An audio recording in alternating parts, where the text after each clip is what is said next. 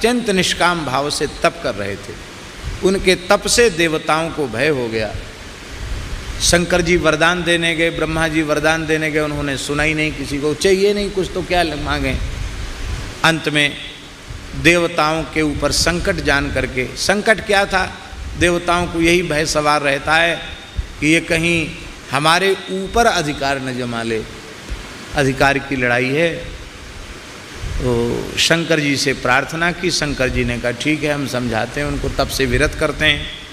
शंकर जी आए। उसी समय महात्मा और्व अपने देवाराधन के लिए तुलसी, पुष्प, कमल, बिल्व आदि का संग्रह करने के लिए योग बल से हिमालय से ऋषिकेश पधारे थे। तो शंकर जी ने उनके आश्रम को अपने तीसरे नेत्र से देख करके दग्ध कर दिया, जला दिया। आश्रम दग्ध हो गया। लौट के आए तो उनको बड़ा कष्ट हुआ कि ये वृक्ष कितने सुंदर पवित्र आश्रम था और किसने आकर इसको जला दिया। तो क्रोध के कारण, शोक के कारण उनके मुख से शाप निकल गया। वो तपस्या को ही नष्ट करना था, प्रयोजन तो यही था, इसलिए ऐसा किया गया।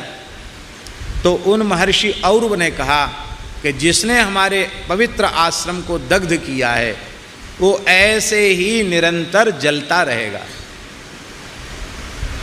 उसकी दाह कभी शांत नहीं होगी, उसके भीतर जलन होती रहेगी।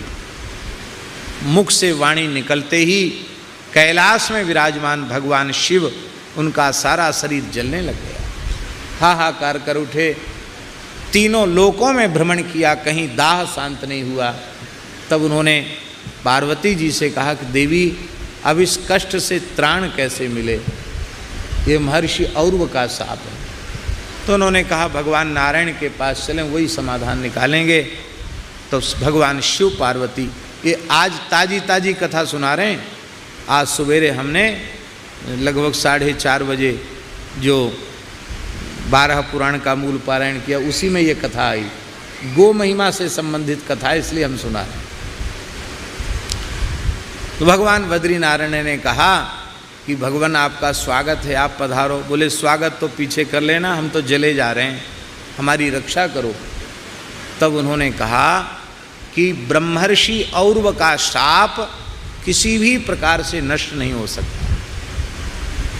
केवल एक ही उपाय है, संपूर्ण पाप, शाप, ताप और संताप, इसका समन करने की यदि किसी में सामर्थ्य है तो वह केवल गो माताओं में सामर्थ्य है। गाय कृपा करें तो आपकी जलन शांत हो सकती है।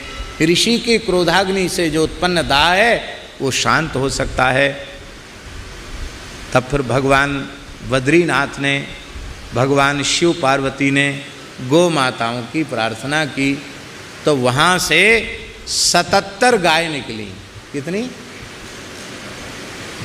सप्तति लिखा है 12 पुराण में।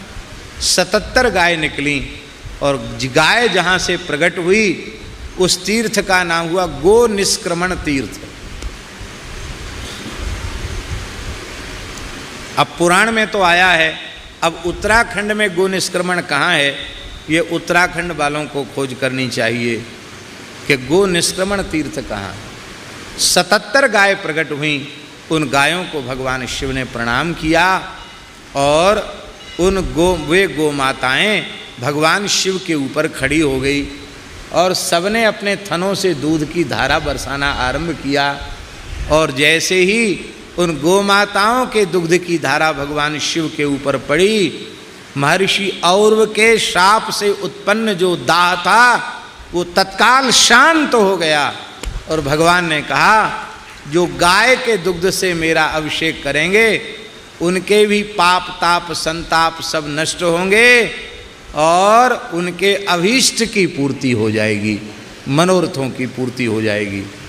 पर भैया हाथ जोड़ के प्रार्थना, भी श्रावण आने वाला है तो पूरे देश में लोग शंकर जी का अभिषेक करेंगे, पर पन्नी वाले दूध से मत करना, अमूल फमूल डेयरी जो हैं उनके दूध से मत करना, सिंथेटिक दूध से मत करना। वेद लक्षणा भारतीय देसी गाय का प्रामाणिक रूप से दूध उपलब्ध हो तो ही अभिषेक करना। और नहीं तो केवल पवित्र जल से अभिषेक कर दो,